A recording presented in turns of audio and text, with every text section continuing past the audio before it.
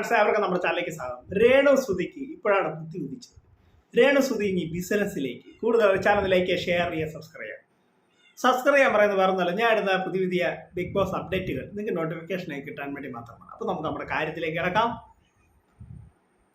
വിവാദ നായിക രേണു സുധി ഇപ്പോൾ സോഷ്യൽ മീഡിയയിൽ ആറാടുകയാണ്. എവിടെ നോക്കിയാലും രേണു സുധി തരംഗമാണ്. അറിഞ്ഞവും അറിയാതെയുമായി ഒരുപാട് ന്യൂസുകൾ ഡെയിലി രേണു സുധിയെ കുറിച്ചാണ്. സോഷ്യൽ മീഡിയയിൽ ഏറ്റവും കൂടുതൽ ഇപ്പോൾ ചർച്ച ചെയ്യുന്നതും രേണു സുധിയെക്കുറിച്ചാണ്. രേണു സുധി അങ്ങനെ താരമാണ്, താരങ്ങളുടെ താരമാണ്.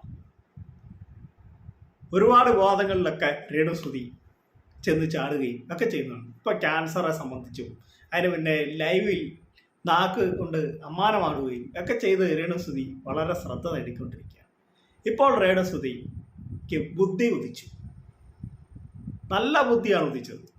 ഉള്ള പോലെ പറയാലോ, ബിസിനസ്സിലേക്ക് ഇനി ശ്രദ്ധ ചെലുത്താൻ പോവുക. രേണു സുധി തന്നെയാണ് പറഞ്ഞത്, അല്ല ഞാൻ ഉണ്ടാക്കി പറയുന്നതല്ല. രേണു സുധി ഇനി ബിസിനസ്സിലേക്ക് ചെറിയ ബിസിനസ് ചെയ്ത് എന്തെങ്കിലും ചെയ്യണം എന്ന് രേണു സുധി ഈ കഴിഞ്ഞ ദിവസം പറയുണ്ടായി. നല്ലൊരു കാര്യമാണ്. ഒരു ചെറിയ ബിസിനസ് ചെയ്ത് ജീവിച്ചാൽ രേണു സുധിക്ക് ഇപ്പോൾ ഉണ്ടാകുന്ന നെഗറ്റീവ് എല്ലാം അങ്ങ് മാറിക്കിട്ടും. ഉള്ള കാര്യമാണ്. ഈ നെഗറ്റീവ് ഒക്കെ ഉണ്ടാകാൻ ഉത്തരവാദിയും രേണു സുധി തന്നെയാണ്. അവരിങ്ങനെ പോപ്പുലർ ആകാൻ വേണ്ടി, ഒന്ന് പബ്ലിസിറ്റി ആകാൻ വേണ്ടി ഇവർ തന്നെ സമൂഹത്തിലേക്ക് ഇട്ട് കൊടുക്കുന്നതാണ് ഓരോ കാര്യങ്ങൾ.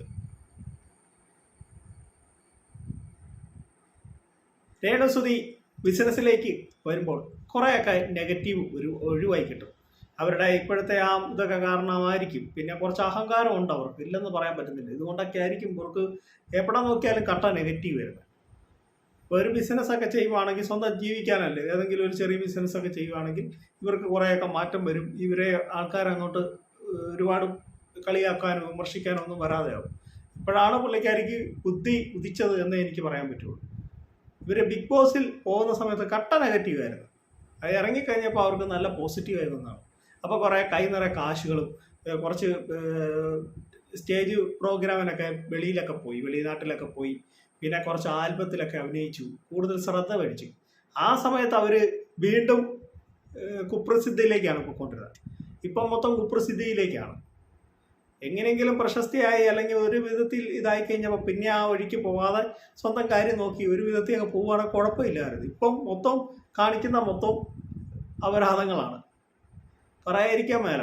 അതുകൊണ്ടൊക്കെയാണ് ജനങ്ങൾ ഇവരെ ഇട്ട് ആളുകൾ സോഷ്യൽ മീഡിയ ആളുകളിട്ട് അമ്മാനാടുന്നത്.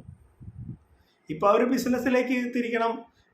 കുറേ ആയില്ല ഇതൊക്കെ കേൾക്കാൻ തുടങ്ങി. അതുകൊണ്ടൊക്കെ ആയിരിക്കും അവർക്ക് ഇങ്ങനെ തോന്നിയത്. ഒരു ബിസിനസ്സിലേക്കൊക്കെ ചെയ്യുവാണെങ്കിൽ ആൾക്കാർ അവരെ ഒന്നും പറയുകയല്ലോ, ആ ഒരു ഇതിലേക്കായിരിക്കും. എന്തായാലും രേണു സുധി എന്ത് ബിസിനസ്സാണ് ഇതൊക്കെ നമുക്ക് കണ്ടിരിക്കാം.